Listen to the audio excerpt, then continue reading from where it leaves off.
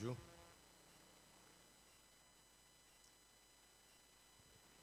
Ce matin, je vais lire Matthieu chapitre 17.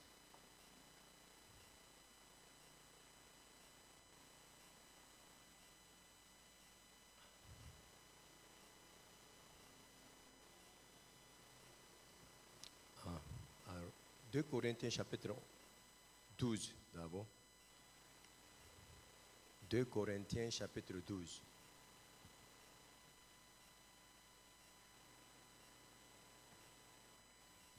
Le verset 6.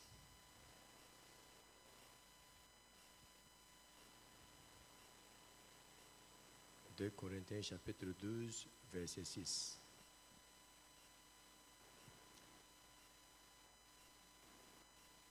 J'ai la parole. Si je voulais me glorifier, je ne serais pas un insensé, car je dirais la vérité, mais je m'en abstiens, afin que personne n'ait à mon sujet une opinion supérieure à ce qu'il voit en moi ou à ce qu'il entend de moi. Et pour que je ne sois pas enflé d'orgueil à cause de l'excellence de ces révélations, il m'a été mis une écharpe dans la chair, un ange de Satan, pour me souffleter et m'empêcher de m'enorgueillir. 3 fois j'ai prié le Seigneur de l'éloigner de moi, et il m'a dit, ma grâce te suffit, car ma puissance s'accomplit dans la faiblesse. Je me glorifierai donc bien plus volontiers de mes faiblesses, afin que la puissance de Christ repose sur moi.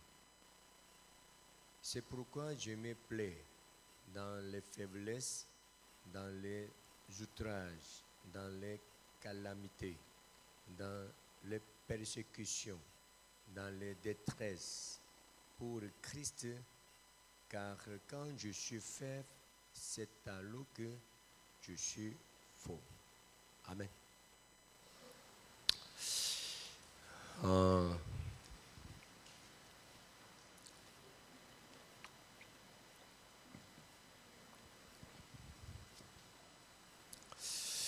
Ici, je vais un peu expliquer ce que j'ai lu tout à l'heure.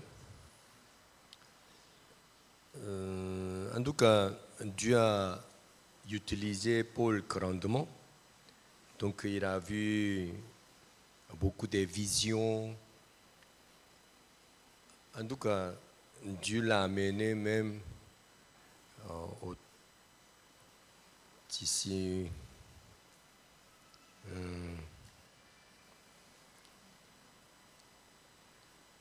Le verset, je vais lire en même temps.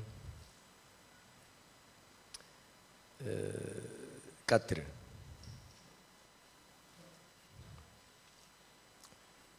Fut enlevé dans le paradis, qu'il entendit des paroles ineffables, qui n'est pas permis à un homme d'exprimer.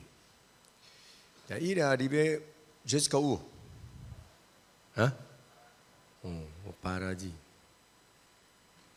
En tout cas, ce qui était passé dans sa vie, c'était vraiment spécial. C'est-à-dire, ce n'est pas tout le monde qui a expérimenté ça.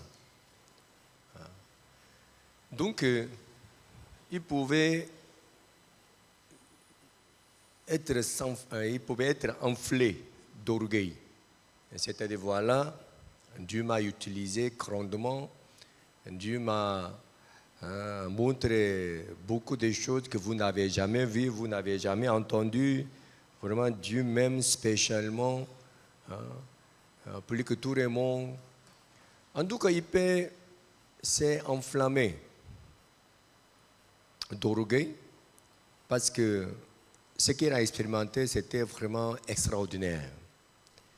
Mais bizarrement, Dieu a mis une faiblesse dans son corps. Mais je ne sais pas c'était quoi.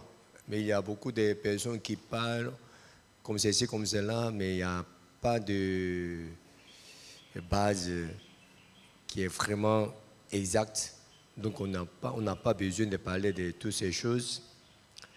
Mais à cause de sa faiblesse, vraiment il était fatigué. Et en lisant ces textes, je me suis posé question. Et pourquoi Dieu a mis la faiblesse dans sa vie?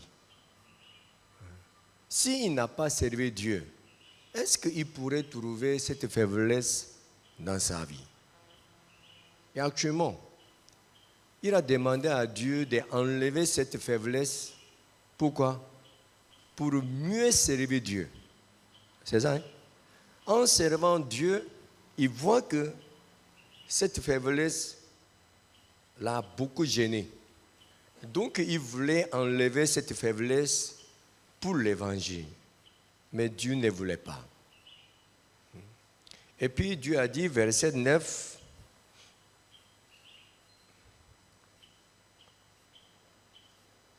il m'a dit, ma grâce te suffit, car ma puissance s'accomplit dans la faiblesse. C'est ici, car ma puissance s'accomplit dans la faiblesse. Ça veut dire que où il n'y a pas de faiblesse, la puissance de Dieu ne peut jamais s'accomplir. C'est ça? On peut comprendre comme ça ou on ne peut pas comprendre comme ça? On peut comprendre comme ça, n'est-ce pas?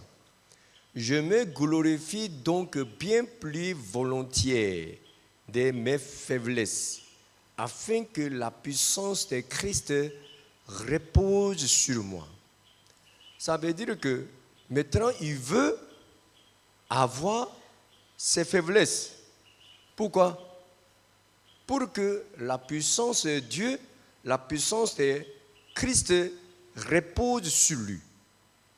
Amen. Vous comprenez pas?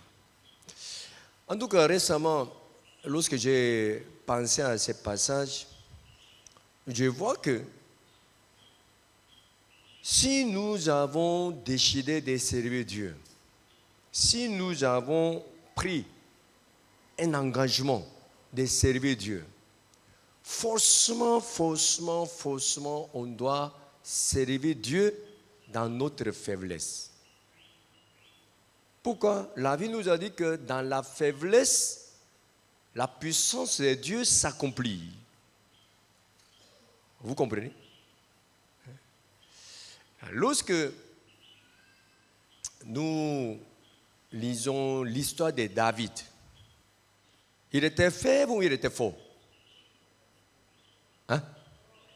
Il était fort ou il était faible? Hein?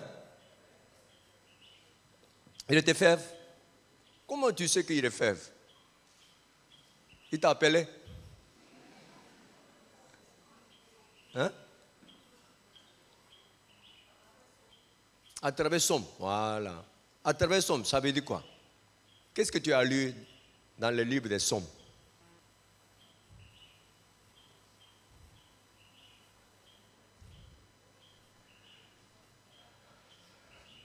Je vais lire Somme chapitre 70.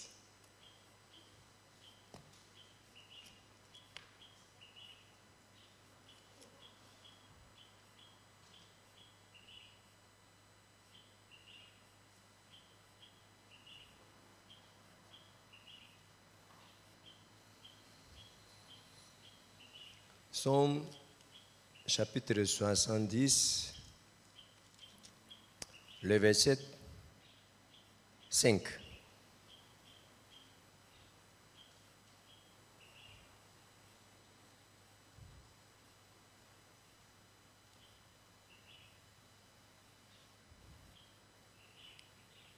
C'est 5 ou bien 6. Ok, c'est ça. Moi, je suis pauvre et indigent. Moi, je suis pauvre et indigent. En ce moment-là, David il était quoi? Il était le berger. Il était quoi? Le moment où il a écrit ce psaume, il était quoi? Berger. Il était le roi. Il était le roi. Mais il dit, je suis pauvre et indigent. Ô Dieu, hâte-moi en ma faveur. Tu es mon aide et mon libérateur. Éternel, ne tarde pas. Maintenant, nous voyons que il était le roi. Il avait de la puissance. À côté de lui, il y avait des soldats.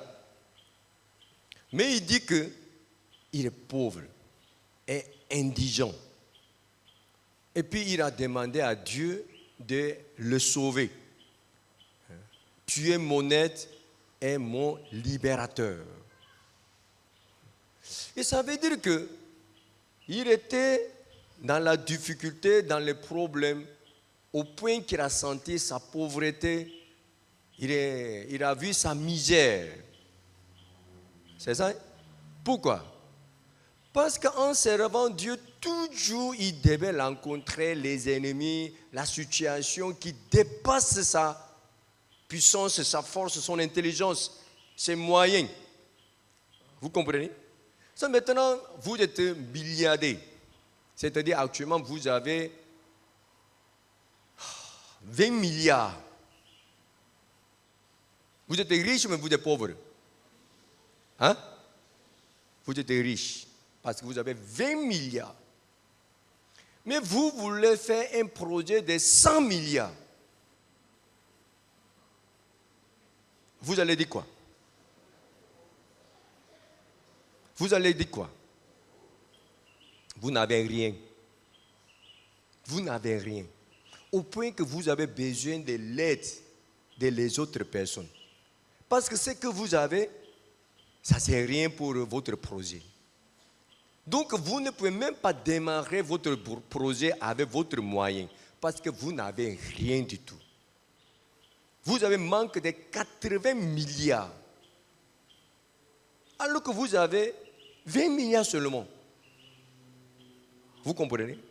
Donc selon ce que vous voulez faire, vous pouvez devenir pauvre ou bien vous pouvez devenir riche. Maintenant vous avez 20 milliards, mais vous voulez faire une affaire de 100 millions.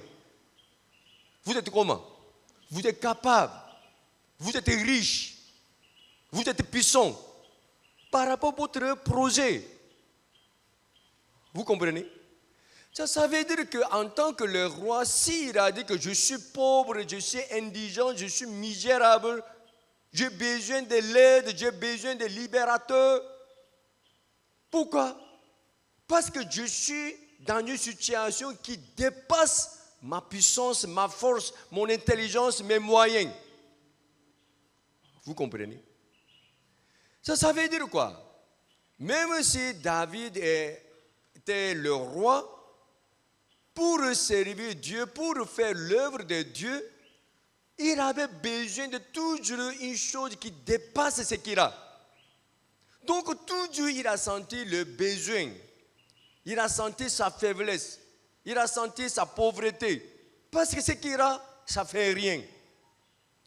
Vous comprenez ou vous ne comprenez pas? Amen. Maintenant, Paul aussi, c'était la même chose. Chaque fois, lorsqu'il voulait servir Dieu, il voit sa faiblesse. Ce qu'il a, c'est ça, c'est vraiment, ça n'est vraiment, ça c'est rien même. Vous comprenez ce qu'il a dit? Je vais lire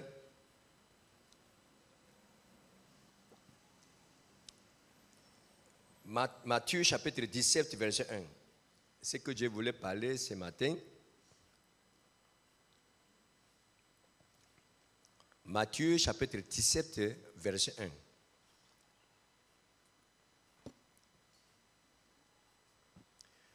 Six jours après, Jésus prit avec lui Pierre, Jacques et Jean, son frère, et il les conduisit à l'écart, sur une haute montagne.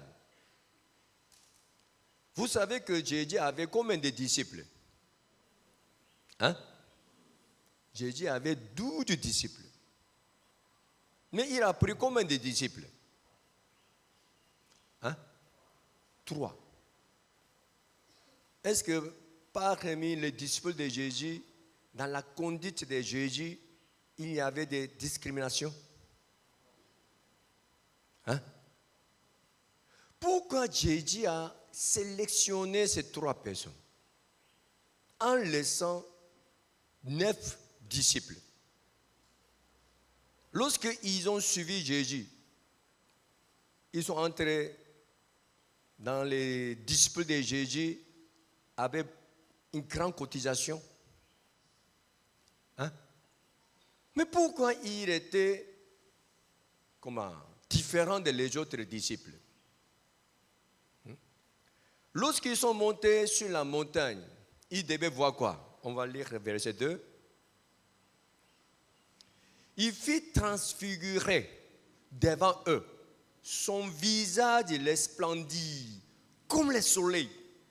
Et ses vêtements deviennent blancs comme la lumière. Est-ce que 9 disciples qui sont en bas, ils voient ça, ils ne voient pas ça? Ils ne voient pas ça. 3. Et voici Moïse et Élie leur apparut, s'entretenant avec lui. Chier. Vous voulez être là ou vous ne voulez pas être là? Hein? Voilà ces 3 seulement. Il était à ce moment-là 9 disciples.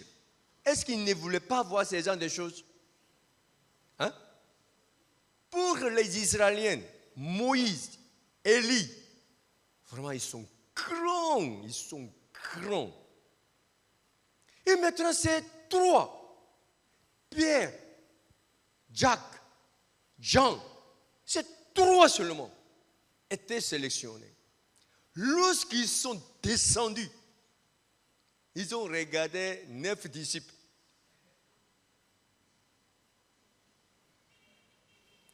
Et vraiment,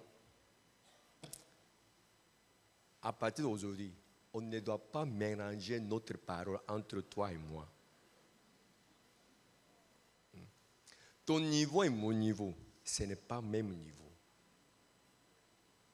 Ce n'est pas seulement ce cas. On va lire Marc chapitre 1, verset 29.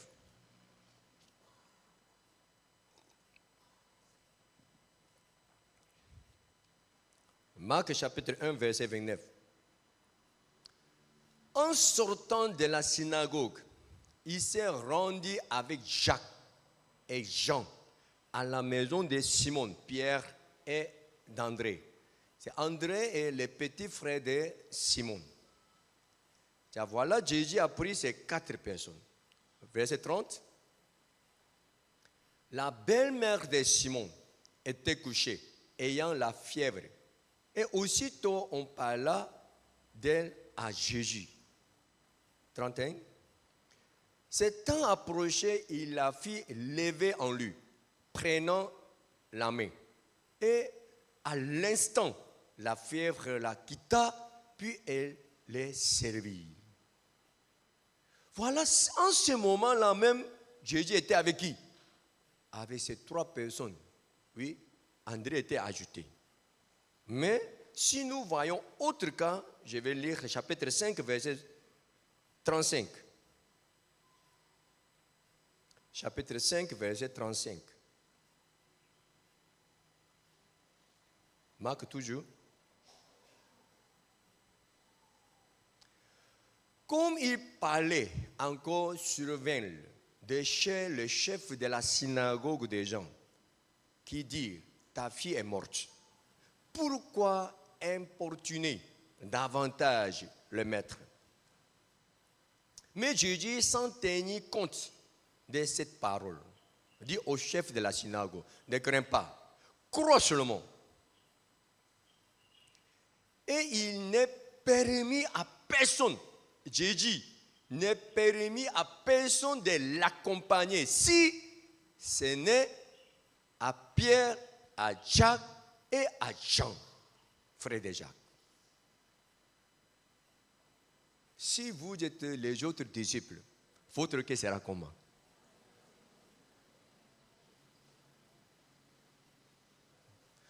Maintenant, Jésus veut entrer dans la maison de le chef de synagogue. En ce moment-là, Jésus a dit, personne ne peut m'accompagner. Je ne permets pas. Arrêtez. Et puis il dit, Pierre, Jacques, Jean, vous seulement, venez. On va entrer ensemble. 9 disciples. Ils sont restés dehors. Ils sont restés dehors. Ils sont même disciples de Jésus. Mais Jésus a pris ces 3 personnes seulement. Toujours ces 3 personnes. Mais pourquoi 9 personnes étaient dehors? Pourquoi ces 3 personnes étaient avec Jésus? Mais pourquoi ils sont différents d'eux? Qu'est-ce qui est différent? Qu'est-ce qui leur donne cette différence?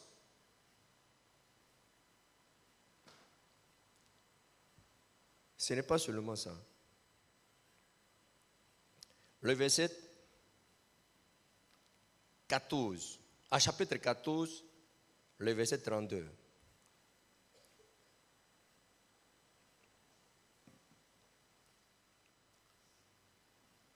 36, 35 d'abord, 35. Il allait, puis ayant fait quelques pas en avant, il se jeta contre terre et pria que, s'il était possible, cette heure s'éloigne de lui.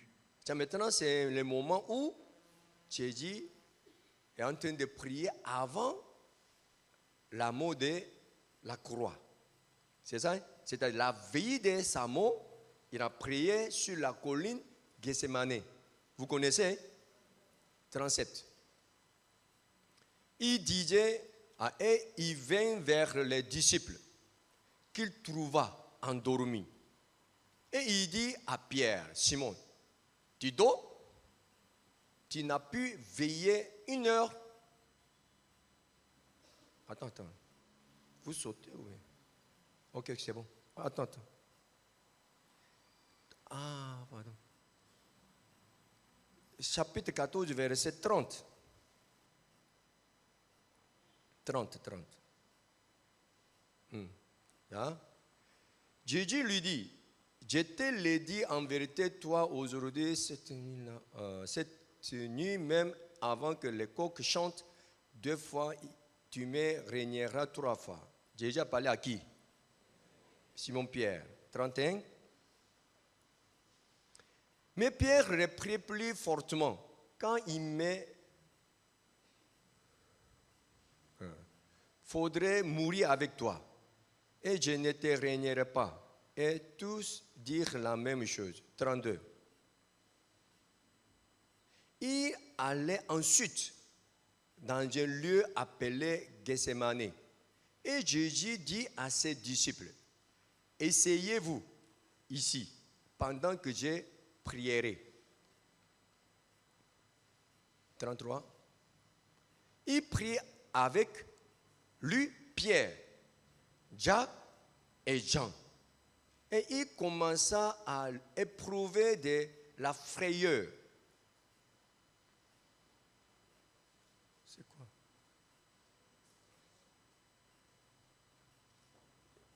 Il y a quoi? Qu'est-ce qui se passe? Hein? Vous changez, pourquoi? Il prit avec lui Pierre, Jacques et Jean, et il commença à éprouver de la effrayeur et de l'angoisse. C'est maintenant ici aussi, Jésus a pris qui seulement? Pierre, Jacques et Jean. En ce moment-là, Jésus était dans quel état? Jésus était dans quel état? Il était dans l'angoisse. Vraiment, il était dans la souffrance. Mais en ce moment-là même, Jésus a pris ces 3 personnes seulement à côté de lui. Mais pourquoi ils sont différents? À cause de quelles raisons ils sont différents d'eux? Hein? Vous connaissez, vous ne connaissez pas? Vous connaissez, vous ne connaissez pas? Je vais lire cette raison. Marc, chapitre 10, le verset 35.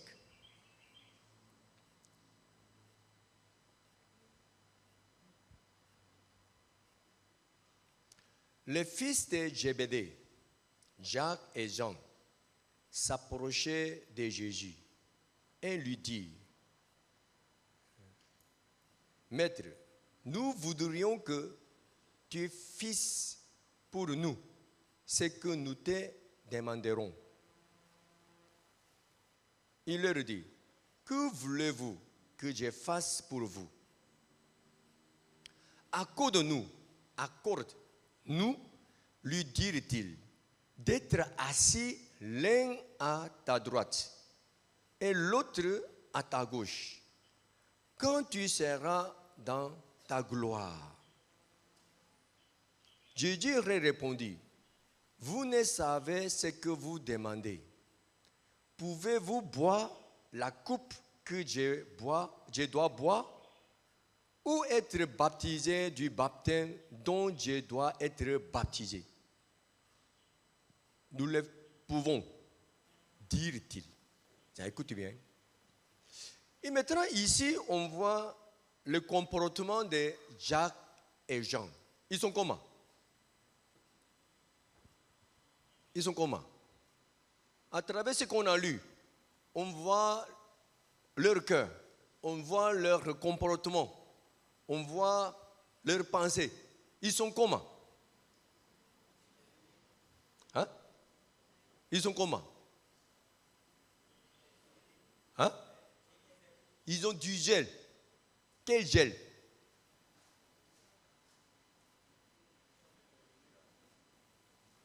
C'est pourquoi il veut s'asseoir à la droite de Jésus, à la gauche de Jésus. Il a demandé ça pourquoi? Il cherche quoi? Il cherche quoi? Il cherche la récompense de Dieu. Vous comprenez? C'est-à-dire, leur cœur est chaud. On va lire Luc chapitre 9.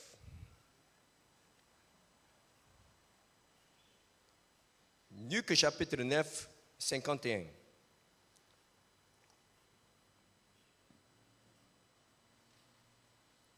Lorsque le temps où il devait être enlevé du monde approcha, Jésus prit la résolution de se rendre à Jérusalem.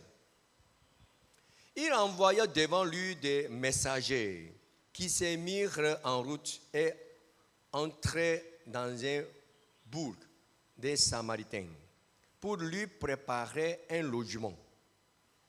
Mais on ne les reçut pas, parce qu'il s'est dirigé sur Jérusalem.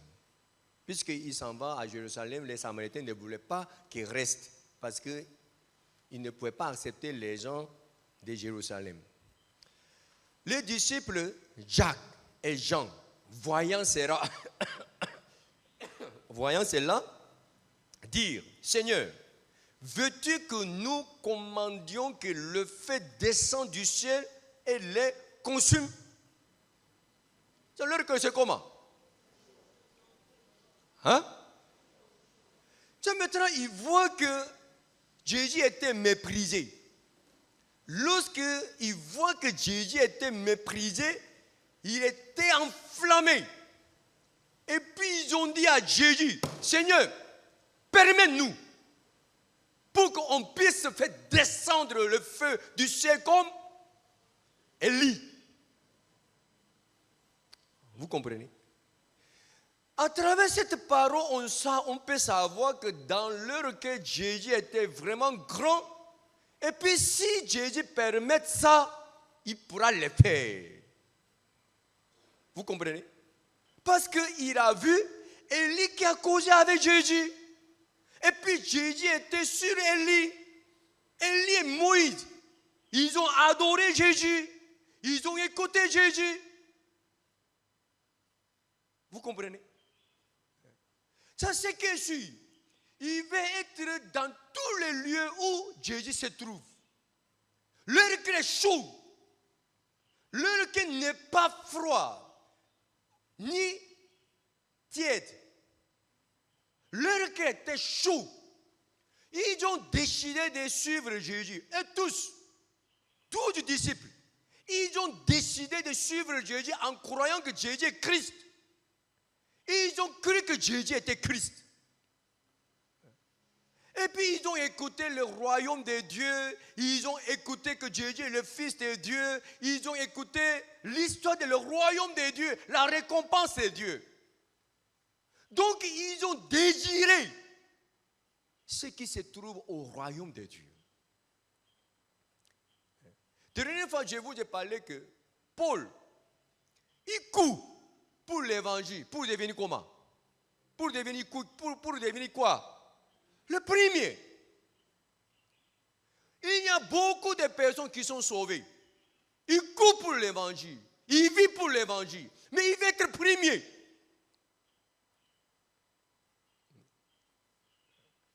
C'est-à-dire, s'il y a quelque chose dans l'église, dans l'évangile, il veut être premier. Ces cœurs étaient dans leur cœur. Ils sont venus vers Jésus. Seigneur, vraiment on demande. Un autre passage, ils sont venus avec leur maman. Ils sont venus avec leur maman. Et leur maman a demandé à Jésus, Seigneur, vraiment, on vous demande votre faveur. Est-ce que mes enfants ne peuvent pas s'asseoir à côté de vous lorsque vous irez dans le royaume de Dieu, lorsque vous vous trouvez dans la gloire? Vraiment, je veux que mes enfants soient à côté de vous. Oui, les autres disciples, eux aussi, ils ont donné leur maman.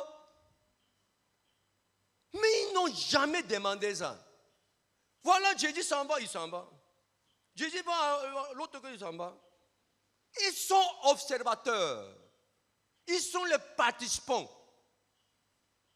Si Jésus entre dans un lieu, il n'a aucune curiosité de savoir qu'est-ce qui se passe dedans. Si Jésus a vu quelque chose, si Jésus parle quelque chose, il n'a aucune idée de savoir quelque chose de plus. Ça, je vais lire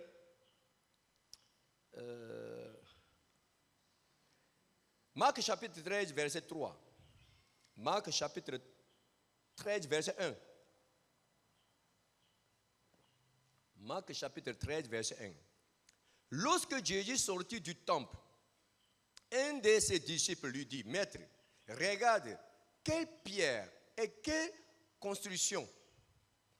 Jésus lui répondit, vois-tu ces grandes constructions? Il ne restera pas pierre sur pierre qui ne soit renversée. Il s'assit sur la montagne des Oliviers en face du temple. Et Pierre, Jacques et Jean et André lui firent en particulier cette question. Dis-nous, quand arrivera-t-il? Et à quel signe connaîtra-t-on que toutes ces choses vont s'accomplir? Voilà, 12 disciples, ils ont tous écouté ce que Jésus a dit sur le temple de Jérusalem. Mais seulement ces 4 personnes.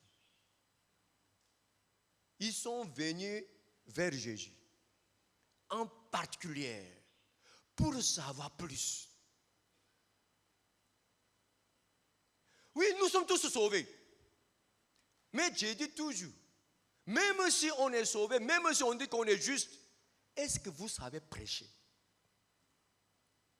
Est-ce qu'une fois même vous avez prêché? Est-ce qu'une personne est sauvée à travers vous? Oui, nous sommes tous sauvés. Nous sommes tous les enfants de Dieu. Oui, nous sommes tous les disciples de Jésus. Nous sommes tous les fils de Dieu. Est-ce que vous lisez la Bible? Est-ce que vous voulez savoir plus? Si vous écoutez la parole de Dieu, est-ce que vous avez des curiosités de comprendre toutes les choses exactement? Est-ce que vous réécoutez pour bien comprendre? Vous avez reçu l'évangile. À travers l'évangile que vous avez écouté, vous êtes sauvés. En ce moment-là, est-ce que vous avez des curiosités de savoir l'évangile plus? Est-ce que vous avez des curiosités ou vous avez du gel pour connaître la parole de Dieu, pour prêcher l'évangile? Mais Pierre, Jacques et puis Jean, ils sont tous motivés. Tous les jours, ils veulent savoir plus, ils veulent connaître plus, ils veulent être tous les lieux où Jésus est. Ils veulent entrer, ils veulent accompagner. Lorsque Jésus était menacé, Jésus était méprisé, ils ont réagi. C'est à cause de cette raison, lorsque nous lisons Marc chapitre 3, verset 17.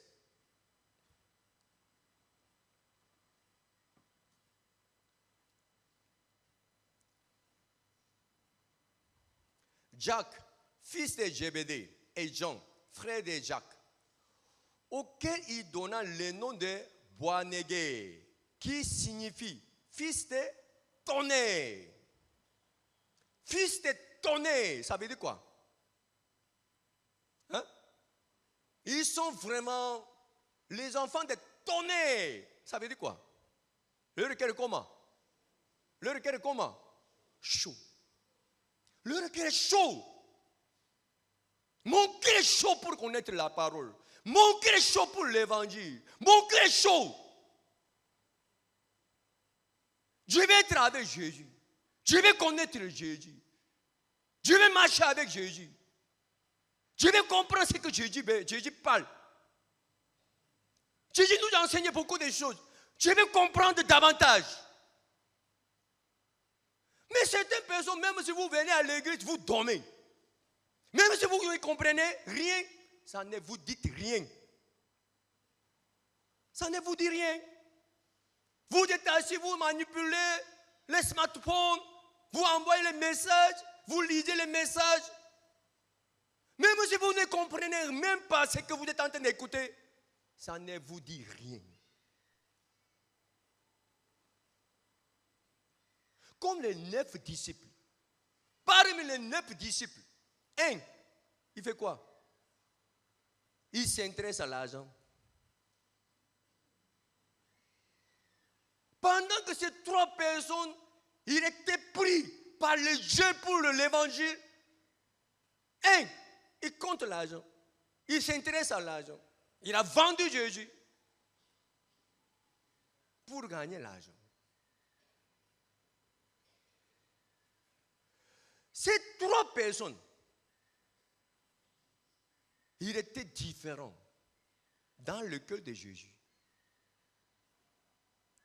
Je ne crois pas qu'au début même, Jésus a pris ces 3 personnes différemment que les autres personnes. Non. C'est même faisant. C'est même faisant.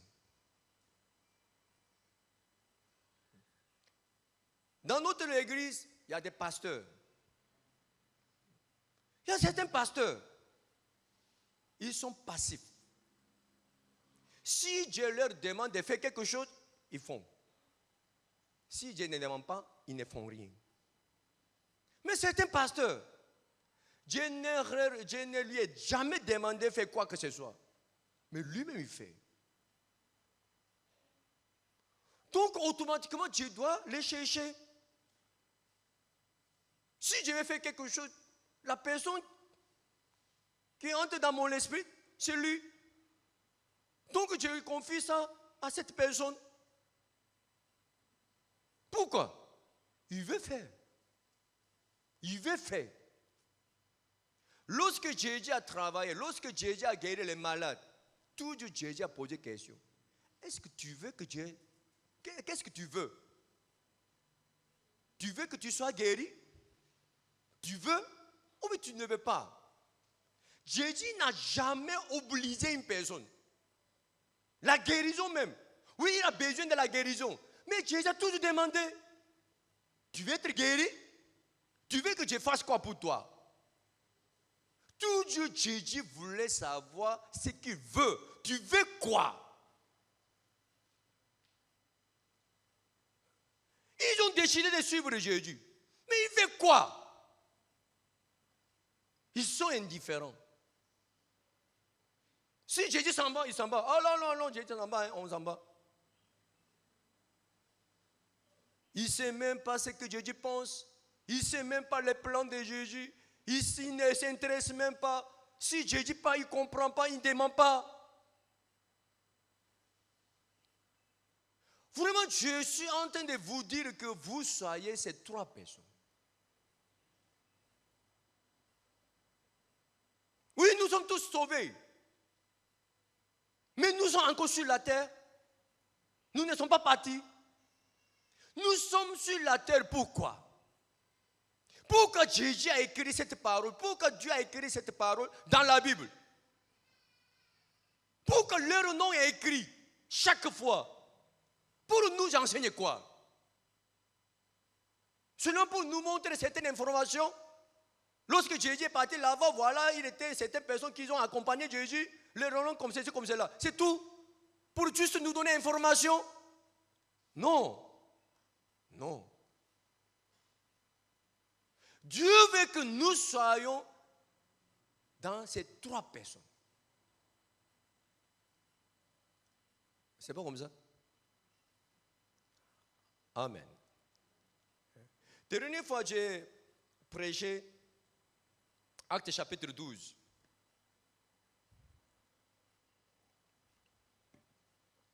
Actes chapitre 12.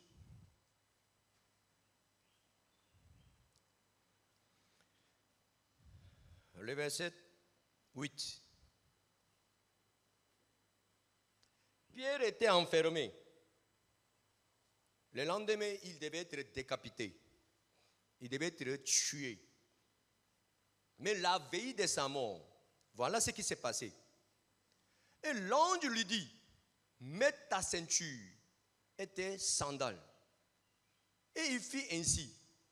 L'ange lui dit encore, enveloppe-toi de ton manteau et suis-moi. Pierre sortit et le suivit, ne sachant pas que ce qui s'est passé, ce qui s'est faisait par l'ange fut réel. Et s'imaginant avoir une vision, c'était un rêve selon lui. Lorsqu'il repassait la première garde, puis la seconde, il arrivait à la porte de fer qui mène à la ville et qui s'ouvrit d'elle-même devant eux.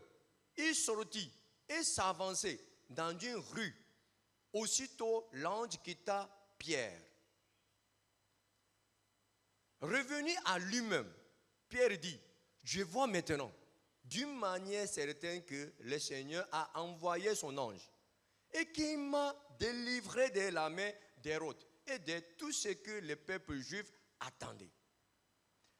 Lorsque je lis ce texte, je me suis posé question.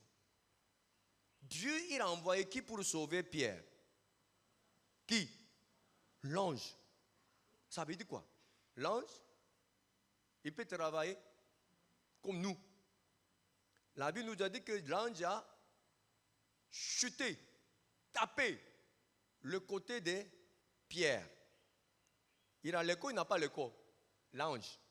Il a le corps, il n'a pas le corps. Il a le corps. Et puis il parle, il ne parle pas. Lorsque l'ange a parlé, Pierre, il a entendu, il n'a pas entendu. Il a entendu. C'est comme ça. Mais pourquoi Dieu n'a pas utilisé l'ange pour annoncer l'évangile? L'ange est plus fort que nous. L'ange est plus intelligent que nous. L'ange est plus éloquent que nous. Il est plus puissant que nous. Mais pourquoi Dieu n'a pas utilisé l'ange pour faire son œuvre? Et puis forcément, il voulait utiliser l'homme qui est faible. Il a quel problème? Voilà.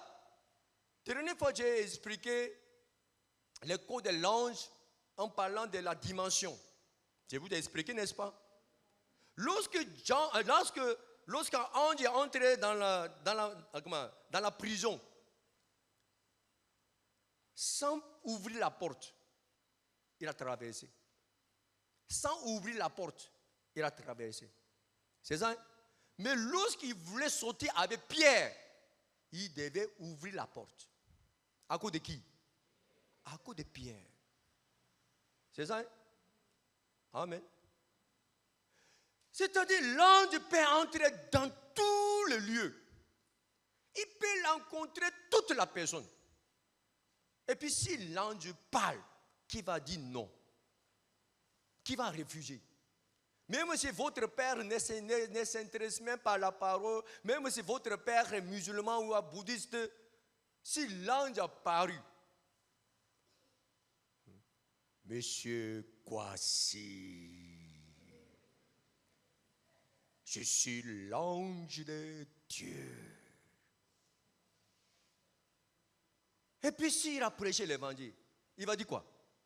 Il va dire quoi? Il va accepter.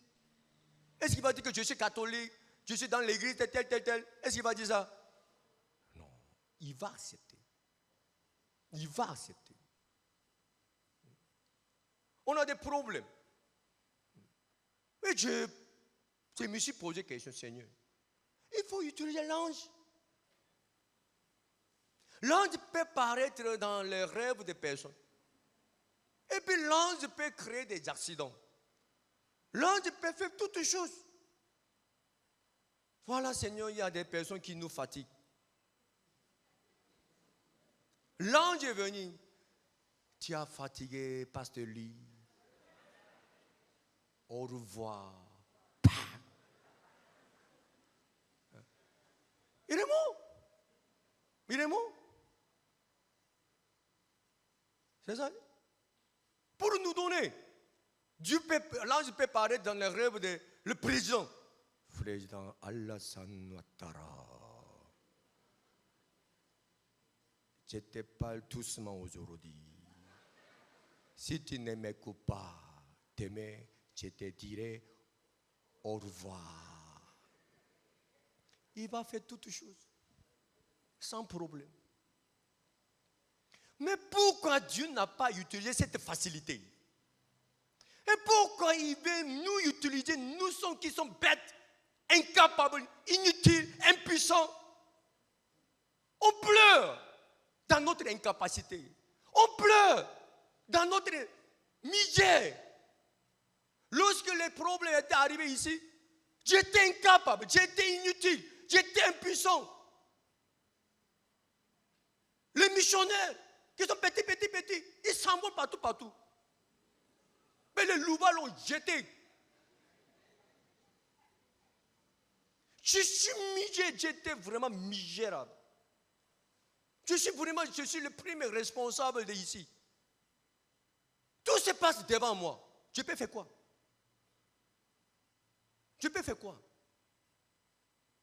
Je suis inutile. Je suis impuissant. Je suis trop faible.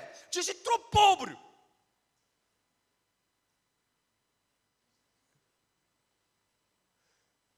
Quand même, je ne suis pas petit pasteur. Est-ce que vous savez même? Je ne suis pas petit pasteur. Si je veux faire ce qui est dans ma limite, je ne pourrai jamais sentir ma faiblesse. Je ne pourrai jamais sentir ma misère. Je ne pourrai jamais sentir ma pauvreté. Mais ce que je suis en train de faire, ça dépasse ma limite. Toujours je suis endetté. Toujours je suis stressé. Toujours je suis menacé. Parce que Dieu doit faire ce qui me dépasse. Donc, je vois chaque jour ma faiblesse.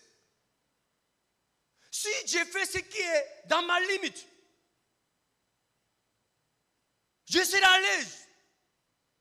Je dirais que, qu'est-ce que je ne pourrais pas faire? Je peux faire tout avec mes moyens. Je peux faire ça, je peux faire ça, je peux faire ça. Mais je suis vraiment reconnaissant que ce que je suis en train de faire me montre ma faiblesse, mon incapacité, ma misère, ma pauvreté. Pourquoi? Comme Paul a dit, lorsque je suis pauvre, lorsque je suis incapable, lorsque je suis faible, en ce moment-là, je suis fort. Dans ma faiblesse, la puissance de Dieu s'accomplit. Amen. Amen. Pierre, il voulait mourir pour Dieu. Il voulait mourir pour Jésus. Il a dit à Jésus, Seigneur, je peux mourir. Je peux... Oh, il n'y a pas de problème.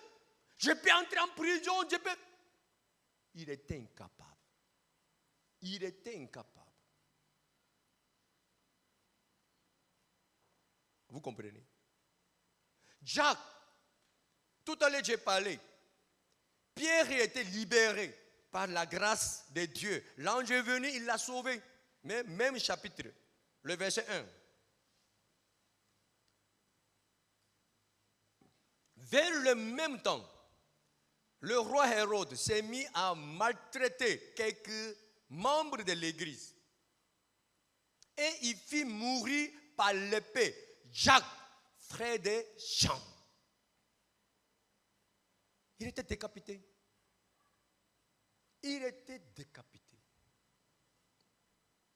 Par l'épée, sa tête était coupée. C'est malédiction.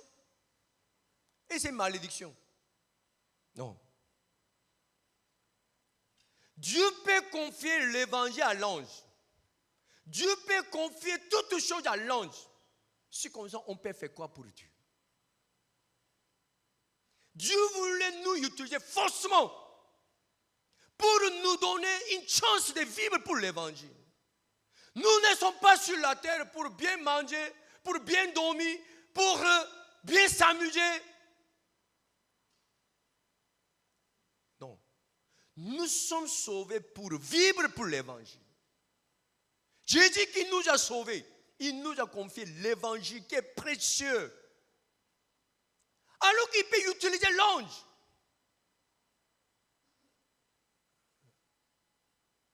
La Bible nous a dit, chapitre 13, 2 Corinthiens, chapitre 13, le verset 4.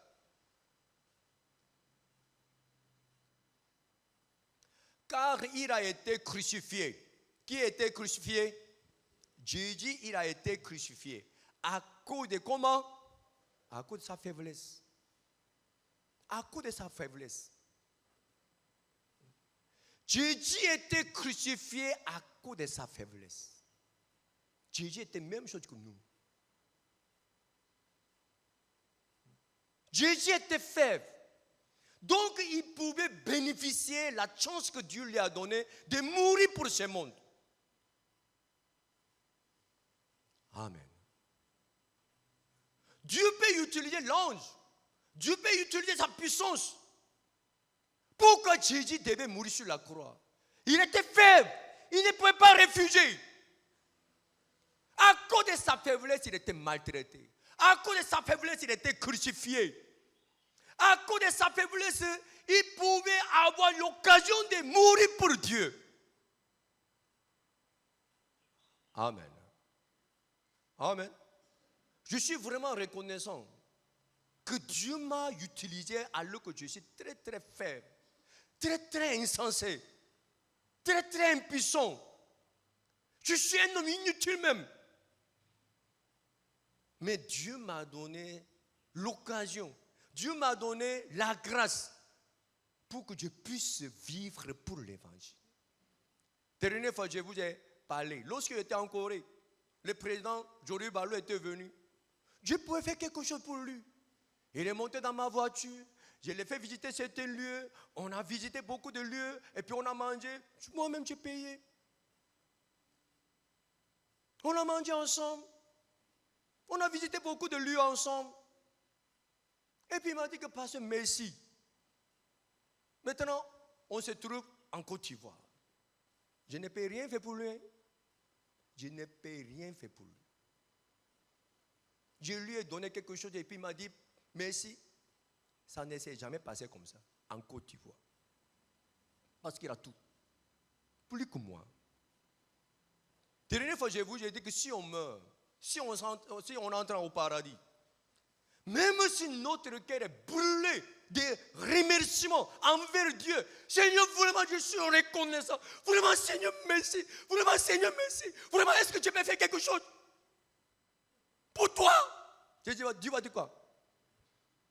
Mon ami, je t'ai demandé pardon.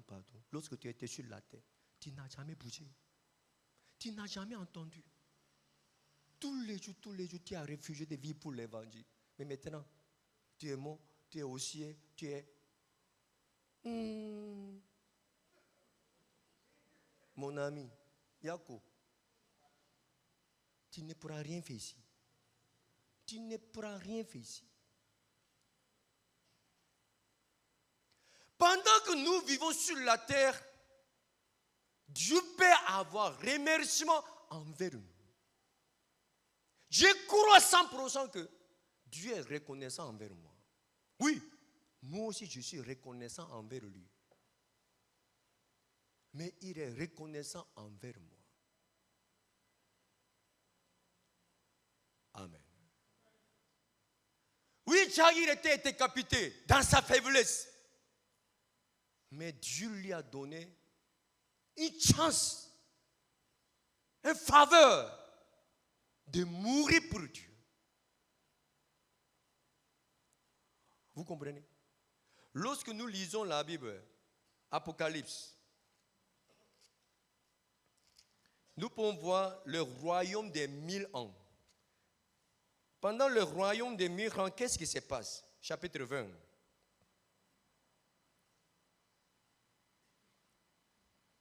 Le verset 4.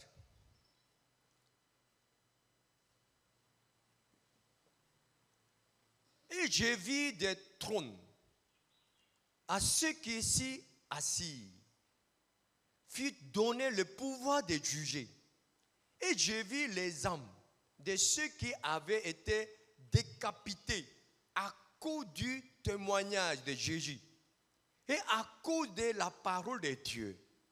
Et à ceux qui n'avaient pas adoré la bête, qui son image, ni son image, et qui n'avaient pas reçu la marque sur leur front et sur leurs mains. Ils reviennent à la vie et ils règnent avec Christ pendant 1000 ans. En ce moment-là, seulement ceux qui étaient décapités, ceux qui étaient tués pour Dieu, pour l'évangile, ils vont ressusciter. Et puis ils vont passer 1000 ans avec Jésus. Dieu voulait donner cette chance à Jacques pour récompenser sa vie. Ce n'est pas tous ceux qui sont sauvés. Ils vont bénéficier de ces 1000 ans. Il y a des personnes qui sont grandes dans le cœur de Dieu. Je vous ai dit qu'il y a le livre de vie et puis le livre de souvenirs. Oui, certaines personnes, ils sont contents. Voilà, mon nom est dans le livre de vie. Je suis sauvé, j'irai au paradis. Mais il n'a aucun souvenir avec Dieu, avec Jésus, avec l'évangile. Il n'y a aucun souvenir. Dans mon souvenir aussi, même chose. Il y a des personnes qui sont dans mon souvenir. Oui, ça, ce n'est pas trop important. Mais quand même, c'est important aussi.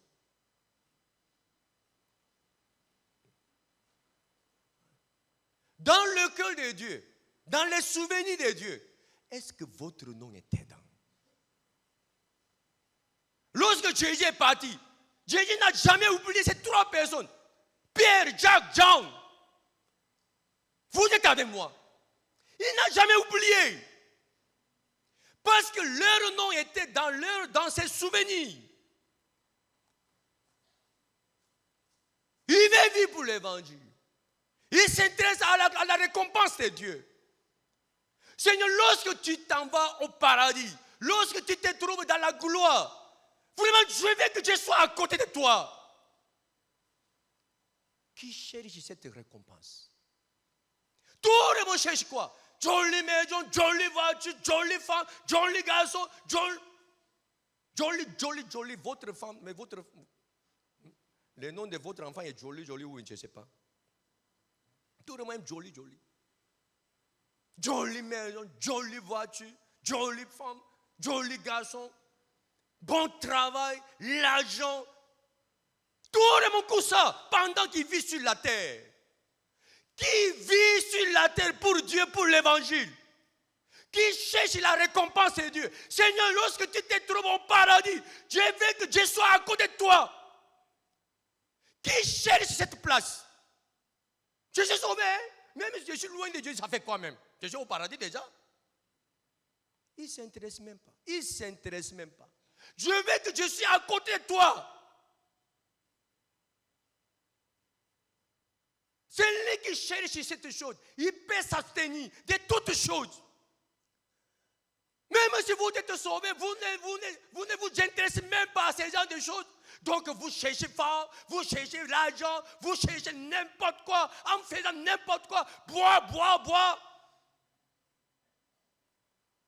Je suis sauvé. Je suis juste. Bois, ça fait quoi? Fume, ça fait quoi? Je peux fumer, je peux boire, je peux chercher femme. Il ne s'intéresse même pas à la récompense de Dieu. Même s'il est sauvé, il n'a même pas de souvenir avec Dieu. Seigneur, lorsque j'ai été tel lieu, vraiment tu m'as accompagné, vraiment j'ai été dans la difficulté, vraiment tu étais avec moi. Il n'y a aucun souvenir. Il vit selon la chair.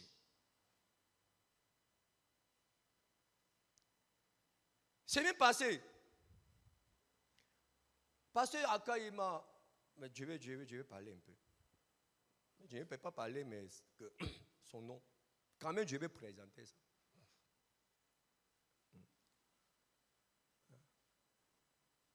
On devait envoyer l'argent pour la maison de Iré. Mais Pasteur Aka, il a envoyé l'argent et puis il m'a présenté. C'était beaucoup. C'est à peu près 10 millions. Je lui ai dit, c'est quoi? Une sœur a fait un vœu. Et puis elle a envoyé cet argent. Vraiment, j'étais gêné. Sans mentir devant Dieu, j'étais gêné. Ce n'est pas que j'étais dans la joie ou bien. J'étais beaucoup gêné. Parce que je connais cette sœur. Je connais quand même à peu près son salaire. Je sais combien de fois elle va souffrir. Oui, elle va avoir des témoignages. Voilà, Dieu m'a aidé, elle va dire. Mais elle va souffrir. Sans mentir, elle va souffrir. Pendant combien de mois elle doit payer? Chaque mois, la banque va enlever combien de son salaire? Mais elle va souffrir. Vraiment, j'étais gêné même. Mais j'ai pensé autrement. Oui, elle va souffrir. Ce n'est pas ça c'est... Hein? Comment? Ça n'est pas son honneur. Ça, c'est son honneur. Vivre pour l'évangile, souffrir pour l'évangile. Pendant que nous vivons sur la terre, on peut souffrir Dieu. On peut souffrir pour Dieu. Pendant que nous vivons sur la terre, on peut souffrir pour Dieu. Apocalypse chapitre 2. Le verset 8. Il y a 2 églises d'Asie qui n'étaient pas reprochées parmi 7 églises d'Asie. Écrit à l'ange de l'église de Smyrne. Cette église n'était pas reprochée. Voici ce que dit le premier et le dernier. Celui qui était mort et qui est revenu à la vie. C'est-à-dire qu'il connaît depuis le commencement jusqu'à la fin. Il est ressuscité, il est assis à la droite de Dieu. Je connais ta tribulation. Et ta pauvreté, bien que tu sois riche, ça veut dire quoi? Tu as des moyens, mais tu souffres à cause de moi. Dieu connaît ta pauvreté. Alors qu'avec tes moyens, tu n'as pas besoin de vivre comme ça. Et les calomnies de la part de ceux qui se disent juifs et ne le sont pas, mais qui sont une synagogue de Satan. Ne crains pas ce que tu vas souffrir. Ne crains pas ce que tu vas souffrir. Voici le diable jettera quelques-uns de vous en prison, afin que vous soyez éprouvés. Et vous aurez une tribulation de 10 jours. Sois fidèle jusqu'à la mort. Et je te donnerai la couronne de vie. Je te donnerai la couronne de vie.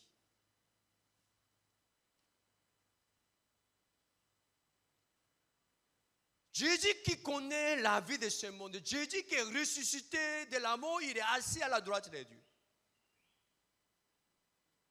Je veux que tu souffres sur la terre pour moi.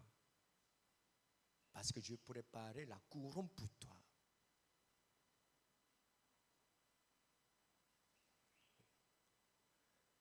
La Bible nous a dit que les disciples de Jésus qui ont suivi Jésus, dans leur tête, ils ont pensé comment? Il y aura le royaume de Jésus. C'est-à-dire Jésus va devenir le roi d'Israël. Et puis, je serai le ministre. Je vais devenir ministre des Finances. Là-bas, il y a l'argent. Tous les disciples de Jésus, ils ont pensé à ça. Ils n'ont pas pensé après la mort. Mais heureusement, Pierre, Jean, Jacques, ils ont pensé après la mort. Ils ont demandé pour ça. Jésus n'a pas hésité de leur montrer toutes ces choses. Lorsqu'il était dans la joie, lorsqu'il était dans la gloire, lorsqu'il était dans la souffrance, il était toujours avec ces 3 personnes. Lorsque Jésus a transpiré avec du sang, en ce moment-là même, Jésus a demandé ces 3 personnes soient avec lui.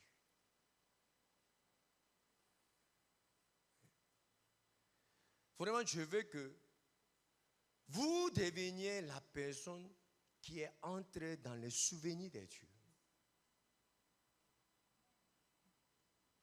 Ce que vous cherchez dans le monde, il y a des gens qui ont eu ça plus que vous. Mais leur vie est vanité, vanité, toute est vanité. Leur joie, comme je vous ai dit, la dernière fois je vous ai expliqué, si vous avez eu jackpot, si vous avez acheté quelque chose, maximum, pendant 1 an, vous serez content. Après ça, vous allez sentir la vanité, comme auparavant.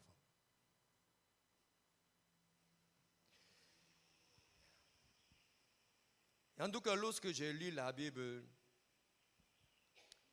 et en écoutant tout ce que David a écrit, ou bien Paul a écrit, vraiment je pouvais voir ce qu'ils ont cherché dans ce monde.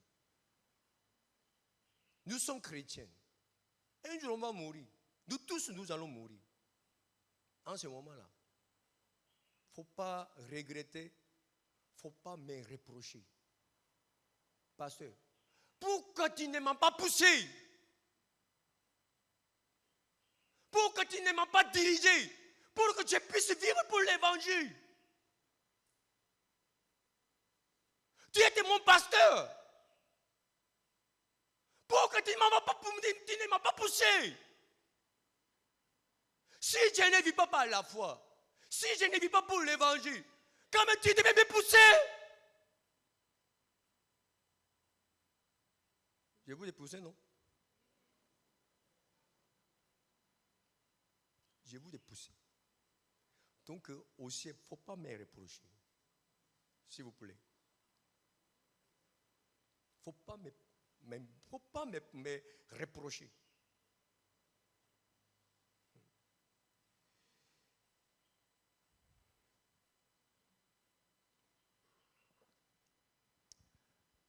La dernière fois, je vous ai dit que, en tout cas, chaque fois, lorsque je suis invité pour les funérailles, je me suis posé une question. Mon ami, pour terminer ta vie, tu as lutté, tu as fait toutes ces choses pour arriver ici.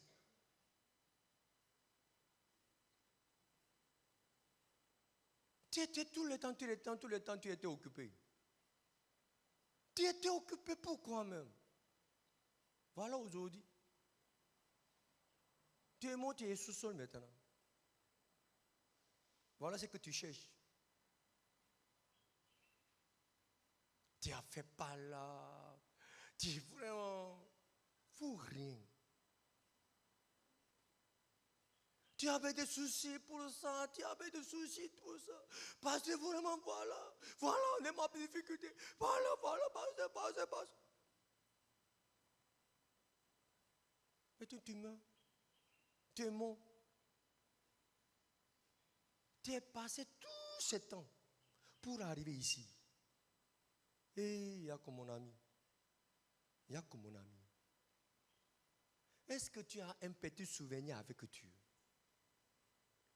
Maintenant tu es mort. Dieu t'attend. Est-ce que tu peux courir vers Dieu? Est-ce que vraiment tu peux courir vers Dieu avec la joie? Oh mon Père! Est-ce que tu peux courir ça? C'est lui qui peut courir vers Dieu.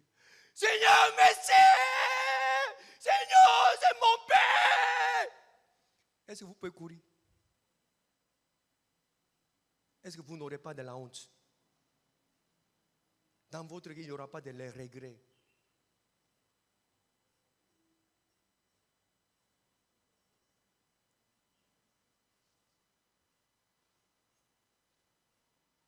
On est né dans ce monde en pleurant. Il ne faut pas mourir dans l'amour en pleurant. Même si on est né dans ce monde en pleurant, on doit mourir en souriant. Maintenant, je m'en vais pour rencontrer mon Père. Il y aura beaucoup de récompenses de Dieu pour moi. Je m'en vais pour obtenir mon meilleure récompense. Seigneur, maintenant je m'en vais. Merci Seigneur, m'avoir laissé vivre pour l'évangile. J'ai fini mon ministère. J'ai fini ma mission. Maintenant je m'en vais vers toi. Si on peut mourir avec ce cœur, vraiment cette personne est bénie. C'est lui qui a des maisons, voitures. Voilà, je suis béni. Je suis béni. Tu es béni comment? Tu es béni comment? Avec la mentalité de ce monde. La dernière fois, j'ai lu ces paroles. Et puis je vais lire ça. Somme.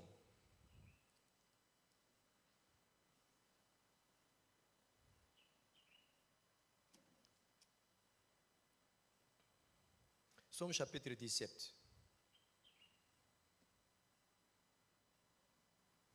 Le verset 14.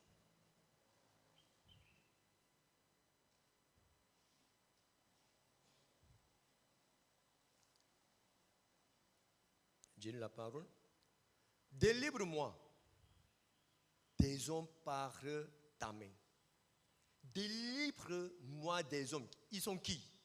Pour qu'ils veulent être délivrés des hommes par la main de Dieu, l'Éternel. Des hommes de ce monde. Ils veulent être délivrés des hommes de ce monde. Pourquoi? Leur part est dans la vie. Tu remplis leur ventre de tes biens sur la terre. dans leur vie. Leurs enfants sont rassasiés et ils laissent leur superflu à leurs petits-enfants. Ça c'est ce que les gens de ce monde désirent. Lorsque notre vie devient comme ça, on dit qu'on est béni. Nous voulons devenir comme eux. Nous voulons vivre comme eux. Mais pourquoi David il dit, délivre-moi. Seigneur, je veux être délivré de ces hommes, de ce monde qui vit avec cette mentalité. Seigneur, délivre-moi. Jusqu'à présent, j'ai vécu comme ça.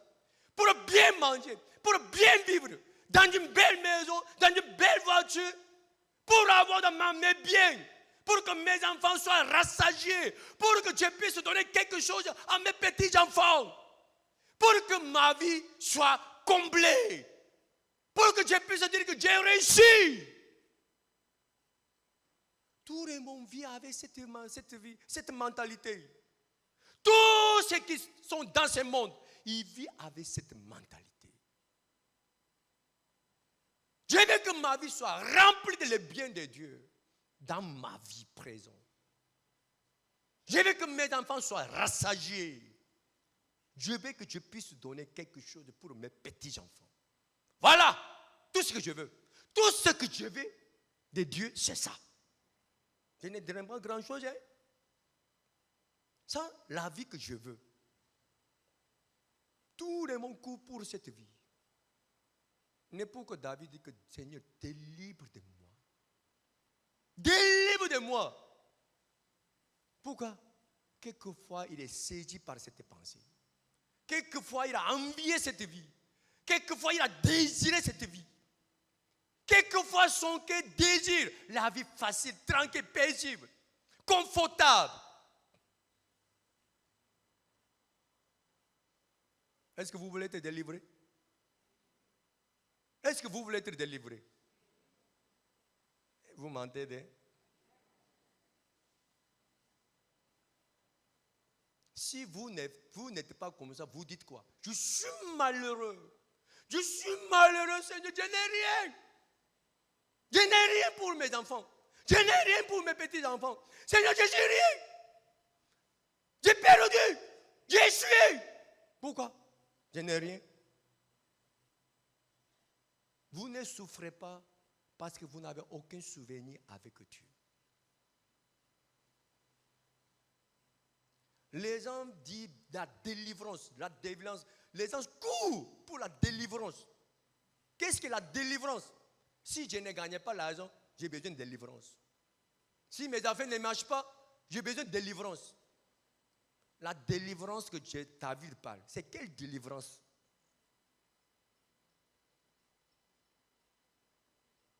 Aujourd'hui, on doit faire la délivrance.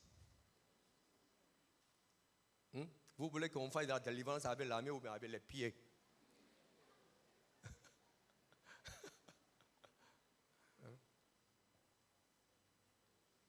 Est-ce que vous comprenez?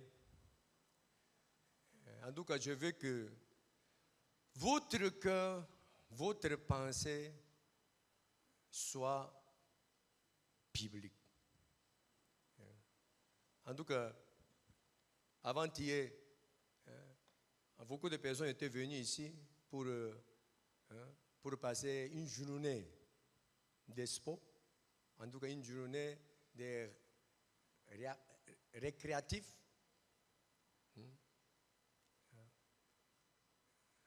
En tout cas, on a joué ici, on était vraiment contents. Et puis on a trouvé un footballeur. Récemment, que Real Madrid même m'appelle. Vraiment, c'est fatigant. On a découvert qu'il y avait un grand joueur qui était dans notre église. On ne savait pas. Hein? On ne savait pas. Vraiment, elle est devenue le grand buteur. C'est elle, ce n'est pas l'homme. C'était une sœur de l'église. Vraiment, c'était fantastique. En tout cas, on était dans la joie, même si on n'a pas bu l'alcool, même si on n'a pas fait ce que les gens cherchent dans le monde, on était dans la joie. On était vraiment dans la joie, on était vraiment reconnaissants. Vraiment, je veux que votre cœur, votre pensée soit biblique. Nous écoutons la parole tous les jours. Pourquoi? Pour qu'on puisse avoir une pensée biblique. Amen. Mais nous voulons vivre sans la faiblesse. Voir notre faiblesse, ce n'est pas intéressant, hein? Franchement. Chaque jour, je vois ma faiblesse, ce n'est pas intéressant. Mais je suis reconnaissant que dans ma faiblesse, je vois la puissance de Dieu. Dans ma faiblesse, je peux compter sur Dieu. Si je ne vois pas ma faiblesse, est-ce que je peux me mettre à genoux? Jamais. Jamais. Dans ma faiblesse, je peux abaisser mon cœur. Dans ma faiblesse, je peux chercher Dieu. Dans ma faiblesse, je peux avoir des témoignages. Donc vraiment, je veux que vous bénéficiez de la parole que j'ai partagée. Jacques, oui, il est mort dans sa faiblesse, mais il n'est pas mort pour rien dans sa misère. Il est mort dans la gloire avec grande fierté. Amen. Vraiment, je veux que votre vie aussi soit comment? Hein? Soit précieuse dans votre cœur, parce que vous serez fiers de votre vie, vous serez fiers de la vie que vous passez dans l'église. Amen. En tout cas, récemment, en méditant la parole, vraiment, je pouvais avoir envie d'avoir le cœur de Pierre, le cœur de Jacques, le cœur de Jean, parce que vraiment leur cœur est chaud pour l'évangile. Amen. Après-demain, c'est mardi, je m'en vais au Ghana, comme j'ai prévu. Je vais rester à peu près 10 jours au Ghana pour améliorer mon anglais. Je vais organiser un séminaire en anglais. Et donc actuellement, le pasteur de Cape Coast est en train de préparer le séminaire. Mon cœur est chaud. Je ne suis pas vieux. Je suis encore jeune. Actuellement, j'ai 53 ans. Mais je ne suis pas vieux. Je vais apprendre anglais. Je vais apprendre chinois. Cette semaine qui vient, j'organiserai le séminaire en anglais. Peut-être 1 an, 2 ans plus tard, je vais organiser le séminaire en chinois. Amen. Mon cœur n'est pas encore rempli. Je vais manger les gens francophones, les gens de francophones. Je vais manger les gens d'anglophones. Je vais manger les gens chinois. Je ne veux pas que, pardon, je ne sais pas parler en anglais, il faut que j'aille l'autre personne. Pardon, je ne sais pas parler en chinois, donc il faut que j'aille l'autre personne. Je ne veux pas faire ce genre de choses. Je vais partager la parole à toute la personne. S'il y a des personnes qui veulent écouter l'évangile, je vais prêcher l'évangile. Si je m'en vais au Ghana, je vais prêcher l'évangile. Si je m'en vais au Libéria, je vais prêcher l'évangile. Si je m'en vais à Sierra Leone, je vais prêcher l'évangile. En anglais. Je ne veux pas dire que je ne sais pas parler en anglais.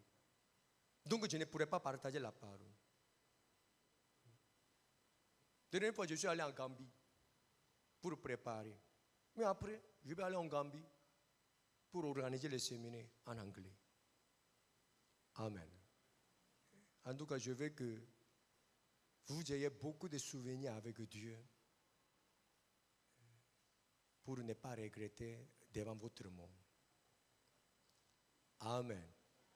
J'ai digé pour Dieu. Vraiment, j'ai digé pour Dieu. Vraiment, je veux que vous aussi, vous ayez digé pour Dieu, pour l'évangile, pour vivre ensemble pour l'évangile. Amen. Prions. Seigneur, merci. Ce matin, tu nous as parlé. C'est toi qui nous as parlé. Ce n'était pas ma parole, ce n'était pas le message qui vient de moi-même. Seigneur, j'étais porte-parole. C'est toi qui nous as prêché. Seigneur, vraiment, je veux que cette parole persuade tous ceux qui sont ici pour qu'ils puissent vivre pour l'évangile. On ne sait pas à quel moment nous allons mourir. Comme tous les moments, nous aussi, nous savons qu'on va mourir un jour. Mais avant de mourir, vraiment, je veux que tous les frères et sœurs soient fiers de leur vie qu'ils ont menée dans l'Église. Seigneur, vraiment, je veux que tu diriges notre vie, notre cœur, pour que cette parole nous dirige jusqu'à la fin. Vraiment, je confie toutes choses entre tes mains. Merci Seigneur, je prie au nom de Jésus-Christ. Amen.